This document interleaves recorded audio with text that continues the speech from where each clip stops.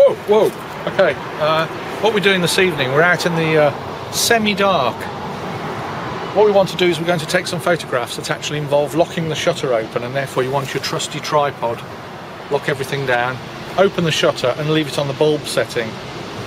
The bulb setting is where you start with 15th of a second, 8th of a second, quarter of a second, half of a second and so on. And eventually the camera just gives up and said, oh, for God's sake, just lock it open, and it gives you this bulb setting.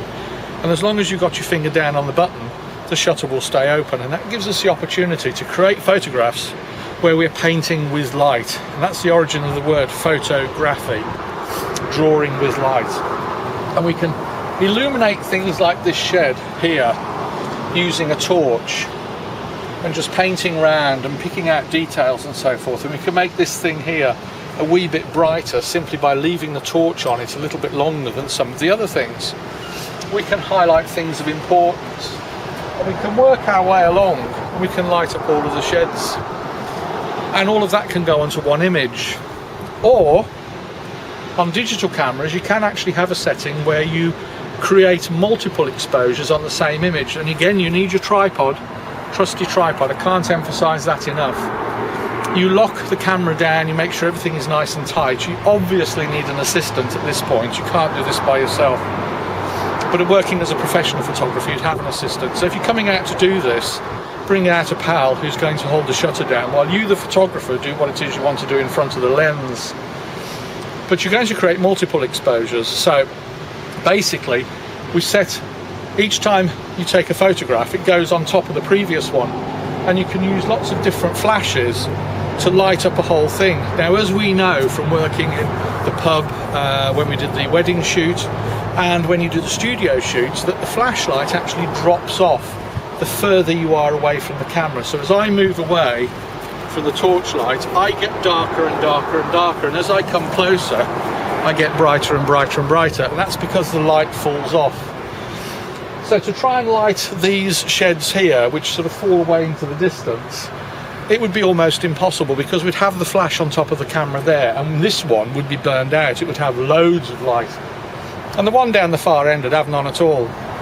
So you can take the camera flash off the camera altogether, and many flash guns work like this. And we just switch the thing on, it is, just make sure it's nice and ready, and we can use the flash off camera to light up these things. Now of course I need to be out of picture when I do that, because otherwise you'll see lots of me. But basically we can point it at this shed here, and we can fire the flash just like that. Did that actually go off? Whoa, whoa. Okay, yes it did, it is working. So we can take a photograph like so, and I can go prancing along here like this, and I can create lots of photographs with the flash gun. So if you wanted to see me sort of start down in the distance there and come along and light the whole lot, I'll just do that now. So hang on, just follow me down.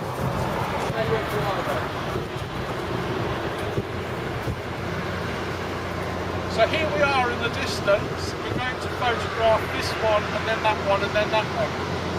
So stand at the same distance away. That's that one, that one, that one, that one, and that one, and they all get the same amount of light. And so you have this one picture with all of those sheds on it, and all evenly lit.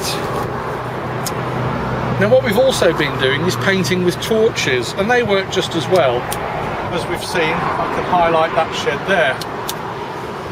You can draw around yourself with light, or illuminate yourself with light. So here I can look quite mysterious and dark.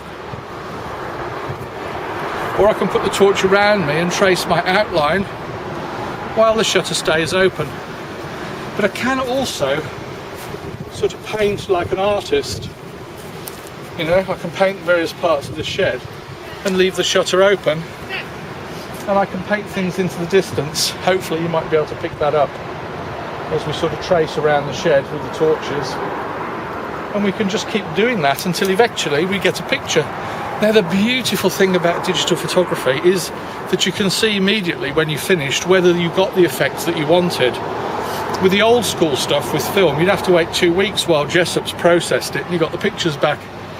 but with digital you can see it immediately on the back of the camera, so you can make adjustments as you go. But anyway, the light's falling now. I'm going to light myself up and light my way. I shall leave you to think about how you're going to make these kind of photographs out for yourself one evening in the forest, down here on the beach, gloomy houses, churchyards, all of that kind of stuff, which creates a sort of very atmospheric kind of photograph. So take care, enjoy.